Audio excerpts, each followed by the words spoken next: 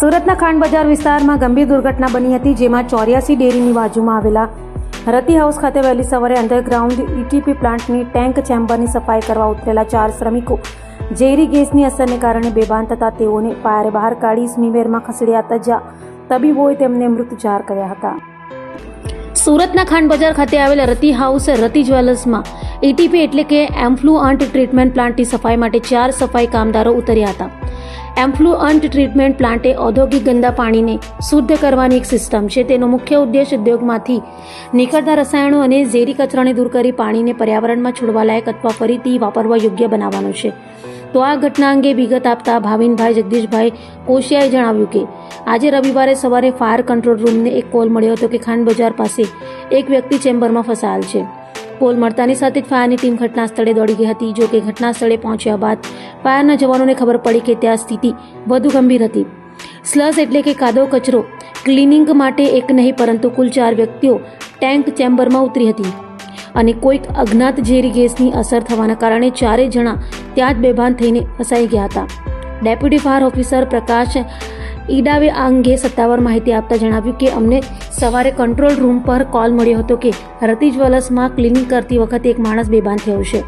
અમારી ટીમ જ્યારે પહોંચી ત્યારે જોયું કે સ્લજ ક્લિનિંગની ચેમ્બરમાં 4 લોકો ફસાયેલા હતા.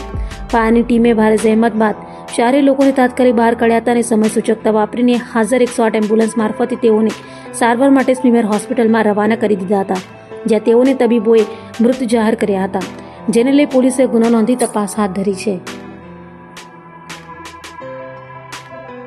सूरत शहर के अश्विनी कुमार विस्तार में एक ज्वेलरी का जो कारखाना है जिसमें ज्वेलरी की साफ़ सफाई होती है, इसका जो सेप्टिक टैंक है इसकी हर 2 महीने में सफाई होती है, क्लीनिंग होती है, मेंटेनेंस होता है. उसमें आज सुबह टोटल 4 लोग जिसमें एक सुपरवाइज़र और 3 लेबर यहाँ पे उतरे सेप्टिक टैंक में और टोटल चारों लोग इसमें टैंक में गिर गए due to some poisonous gas और टोटल इसमें 4 लोगों की मरने की अभी बात सामने आई है. इसमें हम ये देख रहे हैं कि इसमें किसकी बेदरकारी है, क्योंकि सेफ्टी प्रोटोकॉल जहाँ तक प्रिलिमिनरी इन्वेस्टिगेशन में आया है कोई सेफ्टी प्रोटोकॉल फॉलो नहीं किया गया है. फिर भी हम इसमें डिटेल इन्वेस्टिगेशन करेंगे. फिलहाल हम एक्सीडेंटल डेथ का केस इसमें रजिस्टर कर रहे हैं और सीसीटीवी फुटेज से ये हम एनालाइज करने की कोशिश करेंगे कि क्या प्रोटोकॉल्स होने चाहिए थे और क्या यूज़ किए गए हैं. उसके बाद हम रिस्पॉन्सिबिलिटी इसमें फिक्स करेंगे. प्रकाश डाउ, डेप्यूटी चीफ फायर ऑफिसर. ये कंट्रोल रूम को कॉल मिला 10:22 को कि क्लीनिंग करते समय एक इंडस्ट्री में एक आदमी अनकॉन्शियस हो गया है. तो जब वहाँ पे हमारी टीम पहुँची तो रतीब ज्वेलर्स करके जो है खांड बाज़ार में, वहाँ पे चेम्बर क्लीनिंग करते समय आदमी अंदर गिर गया था और जब वहाँ पे इन्वेस्टिगेशन किया, वहाँ जब रेस्क्यू किया गया तो 4 लोग वहाँ से निकाले गए और चारों को स्मीमेर हॉस्पिटल में ट्रांसफ़र किया गया आगे के इलाज के लिए. क्लीनिंग करते समय अगर वहाँ पे गैस वगैरह होता है तो मास्क वगैरह का इस्तेमाल करना चाहिए. अब कंपनी ने वो किया नहीं किया इसके बारे में हम फिलहाल नहीं बता सकते.